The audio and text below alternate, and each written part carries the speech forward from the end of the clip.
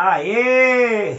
Que legal! Nós estamos voltando aqui para mais uma lição Betel. Espero que esteja tudo bem com você, que você esteja se encontrando aí na paz, com saúde, com muito amor, desfrutando aí dessa comunhão e desse relacionamento saudável com Jesus. Nossa lição é a lição de número 8 da Betel. Bom, estamos chegando aqui, cruzando aí o meio desse trimestre, já para partir aí para a parte final da metade aí desse quarto trimestre de 2021. Quero lhe pedir para você não sair daí, tá bom? Não saia daí, nós somos aqui de Itaguaí, eu sou o Aguinaldo, nós somos membros das Assembleias de Deus aqui em Itaguaí, nosso pastor é o pastor Amós. Então, fica aí com a gente, nós vamos fazer aqui um resumo, uma sinopse da aula para juntar aí com o seu conteúdo, com aquilo que você já tem aí preparado, que o Senhor já entregaste para você, tá bom? Então o tema diz a unidade do corpo de Cristo. Unidade do corpo de Cristo é o tema. O texto áureo diz assim: assim nós, que somos muitos, somos um só corpo em Cristo, mas individualmente somos membros uns dos outros. Romanos 12, 5. Verdade aplicada diz: a unidade do corpo de Cristo é dom de Deus que se tornou possível pela cruz de Cristo e é efetivada pelo Espírito Santo. Quais são os objetivos dessa lição? Ensinar acerca da unidade do corpo de Cristo, falar sobre as virtudes do cristão chamado por Deus e apresentar o fundamento da unidade do corpo de Cristo. Texto de referência está em Efésios capítulo 4, versículos do 1 ao 6. Nós não leremos para nós ganharmos tempo, tá bom? Temos aí como introdução, na segunda parte da epístola de Efésios, Paulo expõe como cada membro tem que ser para que a igreja cumpra a sua parte no plano e no propósito de Deus. Então vamos lá. Nós estamos aqui falando de um homem, ou melhor, lendo uma carta escrita por um homem que tinha um poder de intelectualidade muito grande. Também, nivelando a sua intelectualidade, estava a sua espiritualidade. Então a gente aprende com isso de primeira mão que a intelectualidade, o conhecimento das Escrituras não anula a sua espiritualidade. Muito pelo contrário, a gente entende que quanto mais você conhece a Deus, quanto mais você tem de Deus, menos você tem de você e maior é o seu senso de pecador. E isso faz com que você se aproxime cada vez mais de Deus, tá bom? Então, olha só, em todas as cartas de Paulo, ela contém equilíbrio entre teologia e vida cristã, doutrina e dever. Equilíbrio entre teologia e vida cristã, doutrina e dever. Então, Paulo sempre alinha essas duas coisas. Por quê? Quanto mais eu conheço, maior deve ser a minha prática. Eu não estou falando de saber, de ter informação a respeito da palavra. Eu estou falando de conhecer. Uma coisa é você ter informação do que a Bíblia diz, outra coisa é você conhecer o que a Bíblia diz. Tá bom? Depois dá uma analisadinha nisso aí, que de repente pode ser interessante para ser usado aí numa sala de aula. Vamos lá. Andando de acordo com a vocação. Paulo aí, ele já está falando a respeito de a igreja andar como igreja. Lembrando sempre, eu já falei aqui antes, em outras aulas, uma coisa é ser igreja, outra coisa é ser da igreja. O púlpito é da igreja e não era igreja. Os bancos são da igreja e eles não são a igreja, eles não fazem parte do corpo de Cristo. Você tem um violão que ele é da igreja e ele não é igreja. Você tem cadeira nos púlpitos, a cadeira é da igreja, mas a cadeira não é igreja. Tem pessoas também frequentando a igreja e, infelizmente, elas são da igreja, mas não são igreja. Por quê? Porque ser igreja vai conotar um estilo de vida dentro da conduta que o cristianismo determina. Vamos aqui então, rogo-vos. O apelo de Paulo é para que os cristãos que já possuem um determinado nível de vida com Deus se aproximem cada vez mais de Cristo e vivam de acordo com a vocação que foram chamados. Equilíbrio entre a teologia e a vida. Os 3 primeiros capítulos, Paulo traz contexto teológico. Os 3 últimos, doutrinário. Teoria e prática. São coisas indispensáveis. O cristianismo não se fundamenta na teoria. O cristianismo se fundamenta na prática. Então, Paulo está fazendo um rogo aqui. Eu peço a vocês, de modo insistente, é o apelo dele, para que eles possam viverem de acordo com a vocação, de acordo com o chamado para ser igreja de Deus. O 2. Porque é engraçado também que o mundo nos chama para ser ou para adotar as características deles. Quando a pessoa não é igreja, ela tem as características do mundo. Quando vem para a igreja, ela tem que tomar uma nova característica, um novo modelo de vida. Então Paulo fala, agora vocês têm um novo estilo de vida. Então eu rogo que vocês vivam de acordo com a vocação que recebeste de Cristo. Olha como Paulo está botando na balança um estilo antigo com um padrão novo de vida. O 2 diz andando de acordo com a vocação, que praticamente 2 é uma linha complementar aí do 1. Quando uma pessoa ingressa em uma sociedade ou fraternidade, ela tem que cumprir determinadas obrigações e viver de acordo com as regras. Caso não viva assim, elas frustram os fins da sociedade e traz descrédito ao nome da mesma.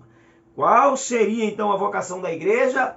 Tornar visível Cristo invisível que habita em nós.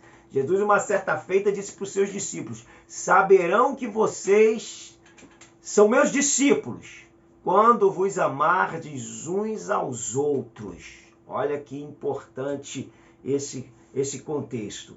Nós somos as pessoas responsáveis de levar Cristo ao mundo. E quantas das vezes nós deixamos a desejar, quantas das vezes eu deixo a desejar, quantas das vezes eu erro tentando acertar esse alvo de proclamar Cristo e de levar Cristo e de transparecer Cristo.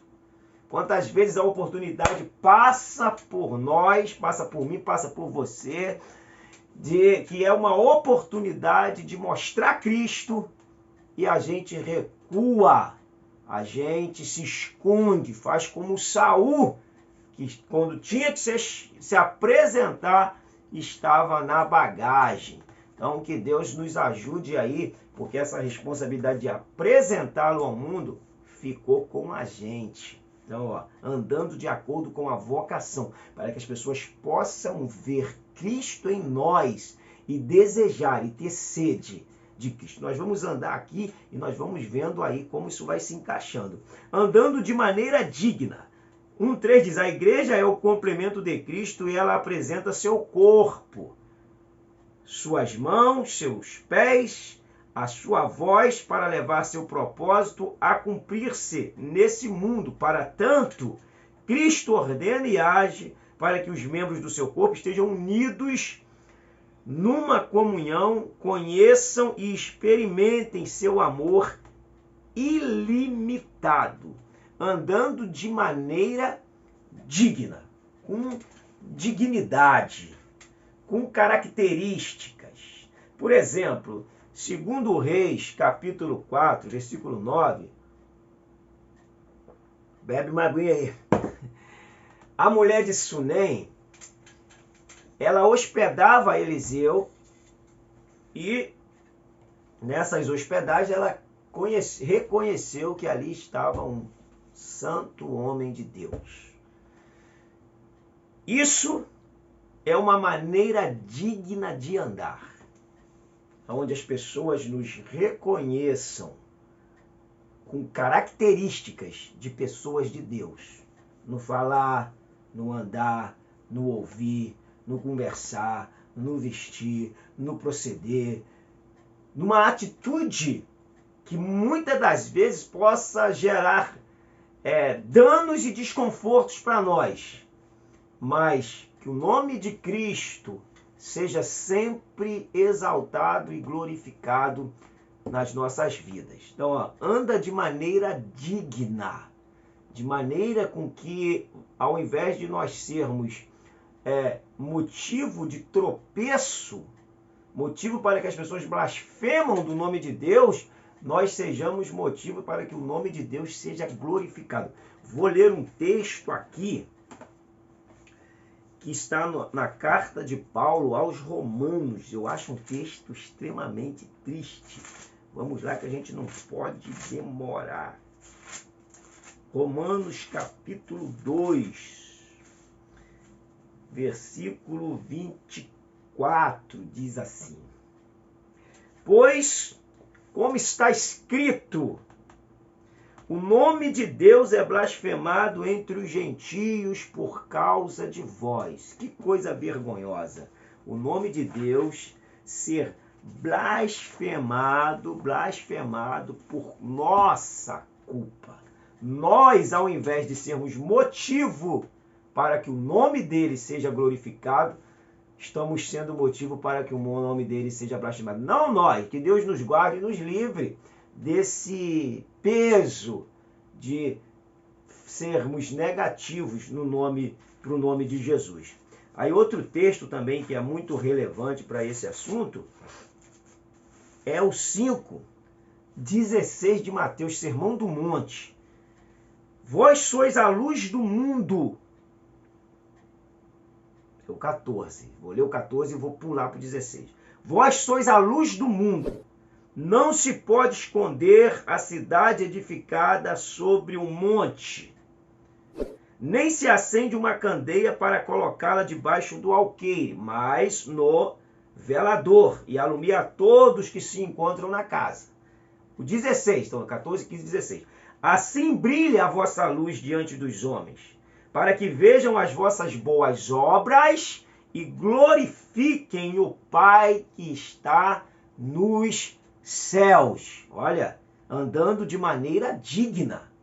Quer mais dignidade que isso? Vou parar por aqui então. Vamos nós. O 2, a virtude produzida pelo Espírito Santo. Virtudes automaticamente são qualidades, né? Qualidades. Ó, essas virtudes são produzidas pelo Espírito Santo e devem ser cultivadas a fim de que tenhamos êxito em nossa caminhada. Então é importante a gente cultivar isso, porque isso é produzido pelo Espírito Santo, não é produzido por nós. O que nos cabe é cultivar.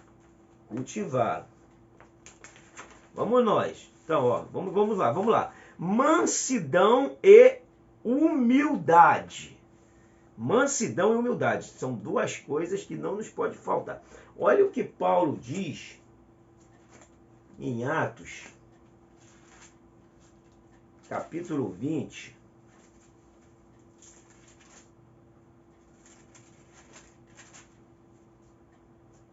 versículo 19. Servindo ao Senhor com toda a humildade, lágrimas e provações que pelas ciladas dos judeus me sobrevieram. Servindo ao Senhor com toda a humildade, nada de arrogância. Nas palavras de João Crisóstomo, um dos mais importantes patronos do cristianismo primitivo, João Crisóstomo, é importante que você estude sobre ele, dá uma pesquisadinha aí. Foi um dos pais da igreja ali no século V, de um poder de oratória fora de sério. Era conhecido, inclusive, como boca de ouro, pelo seu poder, pela sua eloquência. Um dos mais importantes patronos do cristianismo primitivo, ser manso, é você ter poder de vingar-se do outro e não fazer. Ou seja, ter pleno controle de seus sentimentos. Lindo isso. Lindo. Acho que isso aqui está totalmente autodidático. É você ter a oportunidade de se vingar e o autocontrole, não fazer aquilo ali. É aquilo que Davi fez com Saul. Ele teve a oportunidade de, por trás, matar Saul, e ele vai simplesmente corta um pedaço das suas vestes só para mostrar, ó, você teve nas minhas mãos e eu não te feri porque eu não quis. Isso, ó, mansidão. Gente, mansidão. Davi foi um exemplo disso aí. E outra, num período extremamente de guerra, Davi demonstrou aí essa virtude. E o segundo aí, a humildade, pode ser definida como uma completa ausência de orgulho. É você ser feliz por ver o seu amigo brilhar. Porque quando ver alguém brilhar, você tenta diminuir a pessoa, automaticamente isso aí é ausência de humildade. Humildade é felicidade, é ter segurança, é ter prazer em ver um amigo nosso brilhando. E Paulo diz assim, ó, eu sirvo ao Senhor com toda a humildade. Acho que isso está um pouco extinto no nosso meio, hein? Se as pessoas têm um pouquinho mais de espiritualidade, se orgulha disso.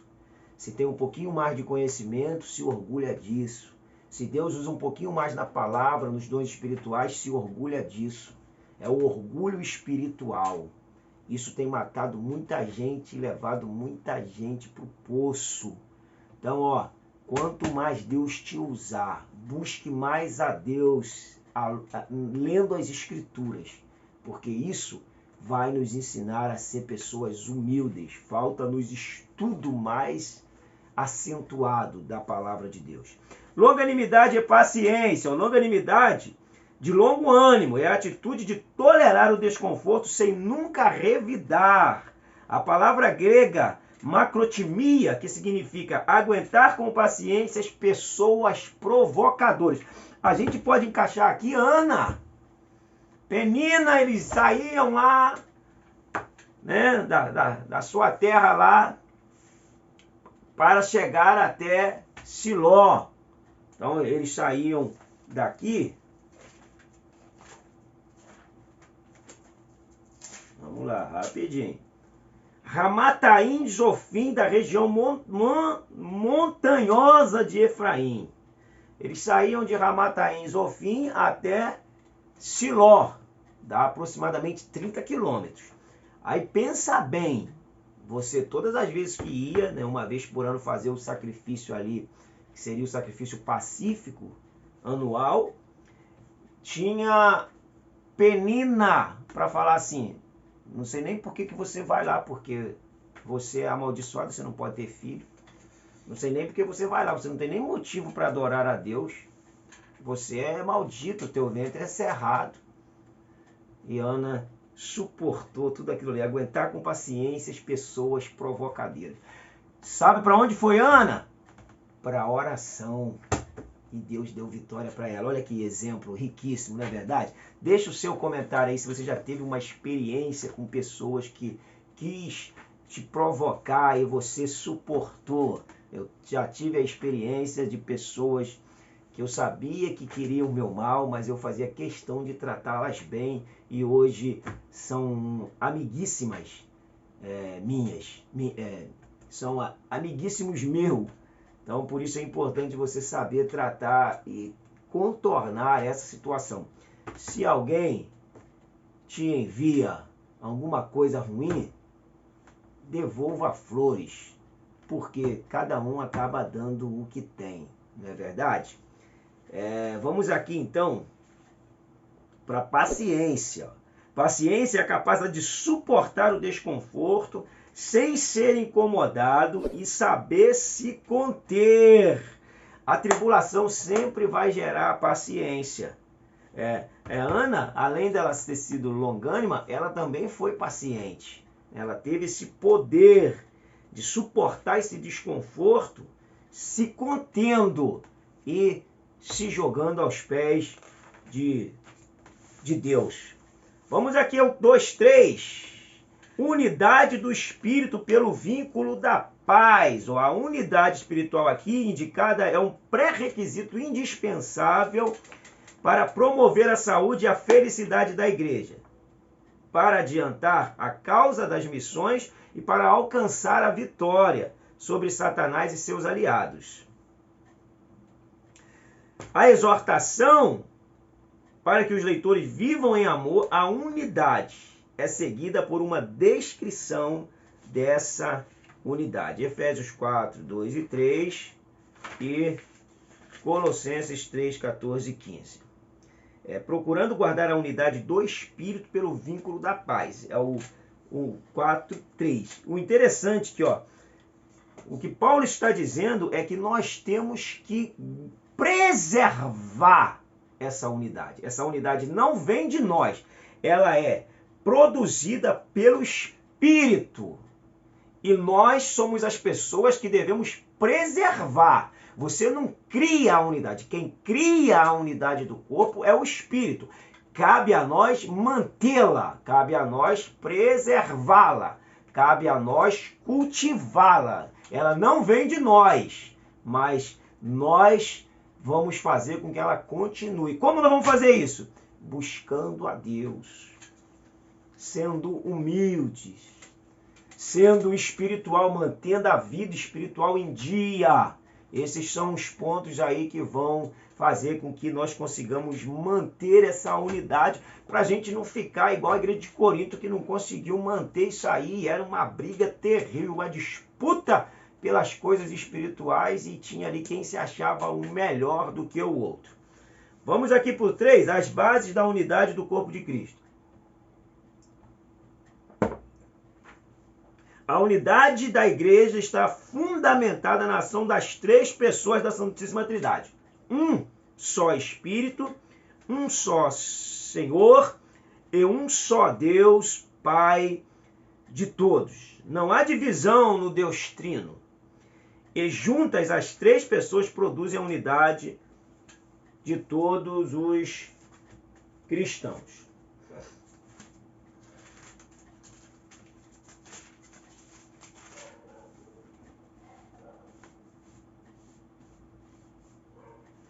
Vamos nós.